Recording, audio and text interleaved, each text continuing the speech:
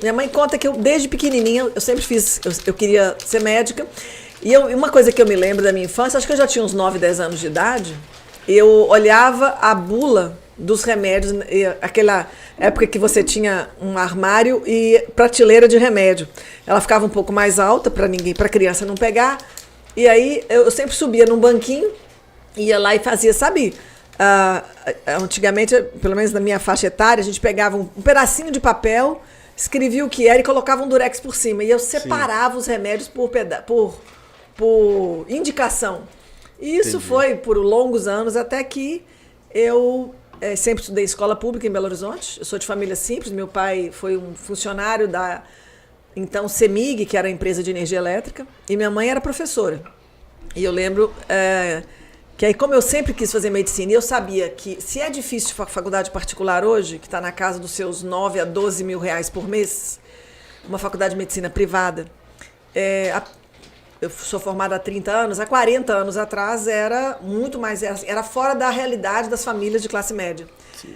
Então eu sabia que eu só poderia fazer medicina se eu entrasse na federal. E aí a minha vida era estudar, comer, dormir, estudar. Fazer mais nada. Às vezes hoje meu filho mais novo me pergunta: mãe, mas você não fez nada quando você era mais nova? Você só estudava, sua vida era muito chata, não era não? Eu falei: não era não, cara. Não, mas você não tinha celular, você não tinha videogame, você não tinha... Eu falei: cara, eu amava porque eu passava horas ali lendo, estudando. E aí eu fiz meu primeiro vestibular. Eu estudei, minha mãe entrou, pra você ter ideia, olha só. A minha mãe assumiu um outro vínculo de trabalho na educação. Ela trabalhou o 3º turno para pagar a escola particular para eu me preparar para fazer o vestibular. Então ela trabalhou 3 anos em 3 turnos. O microfone. Aqui? Tá um pouco baixo mesmo. Aqui? Aí, melhorou? Pronto? Melhorou. Então ela trabalhou em 3 turnos para... Aquele salário dela do 3º turno pagava a minha escola de ensino médio. E aí eu fiz meu primeiro vestibular, passei no primeiro vestibular. Era o FMG, eu fiz lá em Belo Horizonte. E segui a vida com a medicina. Qual a sua área de atuação? Minha área ficou bem ampliada. Eu sou especialista em clínica médica, mas eu fiz 15 anos da minha vida em medicina de saúde da família, que é o médico hoje é conhecido como medicina de família. Fiz 10 anos de urgência e emergência e fiz 10 anos da gestão pública e ainda trabalhei a minha última prática aí na medicina foi, inclusive, em terapia intensiva. Então, eu trabalhei com medicina de família, que trabalha muito prevenção, trabalhei na urgência, na emergência e terapia intensiva. Quando eu saí de Belo Horizonte, eu exonerei de 2 vínculos públicos. Sim. Eu estava dentro de hospital estadual, fazendo terapia intensiva. Quando eu saí, mudei para Porto Seguro. Entendi. Caramba. Eu assisto séries de medicina, né? Algumas, inclusive tô assistindo O Bom Doutor agora. The Good Doctor.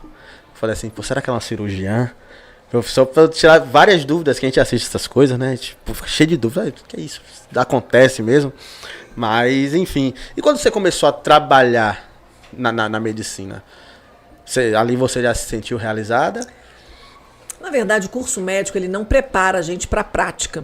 Por isso que os clássicos, os acadêmicos, eles terminam e já entram na residência daquela área que ele quer fazer. Mas quando o médico é formado, ele passa pelos seus 6 anos, ele hoje vai receber o CRM, o registro no Conselho Regional de Medicina, e a partir dele ele está apto a trabalhar. O mercado hoje para o médico, ele trabalha muito, geralmente eles querem, às vezes estão doidos para ganhar dinheiro, né? Mas a minha medicina, quando eu formei em 1994, eu fui trabalhar 3 anos depois de formada, porque eu queria curtir o filho. O meu filho hoje está fazendo 30 anos agora, no mês que vem. Então, eu ainda curti filho, e aí fiquei estudando, continuei estudando. Aí com 3 anos, quando meu filho tinha 3 anos, eu fui para a prática médica. Mas a gente sempre começa meio inseguro, até que você vai fazendo, aprende com um colega mais velho, aprende com serviços, vai fazendo as especializações, vai fazendo os cursos no entorno. E realmente aquela coisa de falar que o médico mais velho ele tem mais tarimbo e mais experiência é fato, porque já viveu mais coisas, né? Sem dúvida nenhuma. Hoje a residência médica é uma continuação daquilo que a gente aprende na faculdade. E pra você ter ideia, algumas especialidades como neurocirurgião, imagina, ele estuda 6 anos de faculdade de medicina e ainda vai fazer 6 anos de residência médica. Então, o neurocirurgião, ele estuda 12 anos da vida dele para ele poder estar ali, ó, título de neurocirurgião. Pra ver se vai ainda, né? Se der ruim na residência. Não, porque a neurocirurgia é uma residência muito, muito complexa. Uhum. E é muito detalhada, e, né, e tem muitas coisas envolvidas. Então, assim, tem muitos neurocirurgiões que no meio do caminho mudam de especialidade.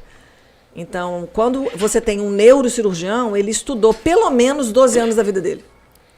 Para ele ali, começar, né, a ser neurocirurgião. É complexo. É muito Por complexo. exemplo, a cardiologia, geralmente, você tem o curso médico, alguns serviços exigem que você faça 1 ano de residência em clínica médica, depois mais 2 anos de cardiologia. A cirurgia, você termina um curso médico, você faz, às vezes, 1 a 3 anos de cirurgia geral, e depois você vai fazer uma subespecialidade da cirurgia. Vai ser cirurgia plástica, vai ser cirurgia do aparelho gastrointestinal.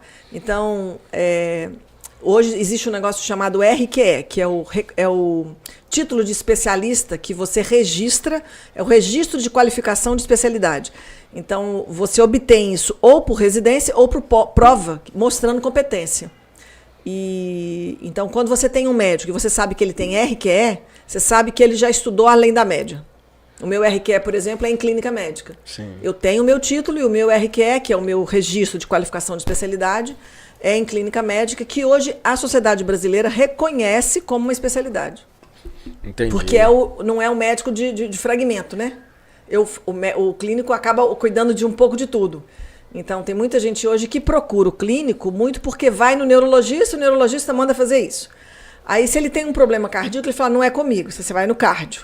Aí você vai no cardio, você queixa pro cardiologista, sabe que minha mão tá doendo. Não, isso não é comigo, você tem que procurar o reumatologista. Aí você vai no reumatologista e queixa que você está com uma lesão na pele. Não, isso não é comigo, você tem que procurar o dermatologista. O clínico acaba pegando todas as queixas e trabalha com todas as queixas.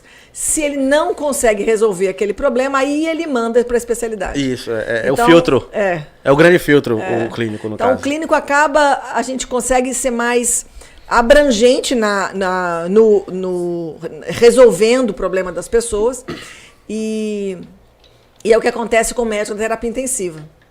Porque quando você está na UTI, você tem problemas de diversos órgãos. Então, o intensivista, que é uma especialidade, ele acaba... Ali você tem um paciente que está internado no CTI com problema de pulmão, de coração, no cérebro, no intestino, na circulação, no músculo. Então, você tem várias doenças infecciosas. Então, o intensivista, ele é uma especialidade também abrangente. Eu acabei fazendo... os últimos 10 anos da minha vida, eu fiz dentro de um CTI, de um hospital estadual em Belo Horizonte. Entendi, coisa boa. Então, história longa. Você que chegou até aqui já sabe, né? Deixa o like, compartilha e não se esquece de se inscrever aqui no canal, tá bom? E outra, tem esses 2 vídeos que tá aparecendo aqui na tela, assista que eu sei que você vai gostar. Valeu? Só vem!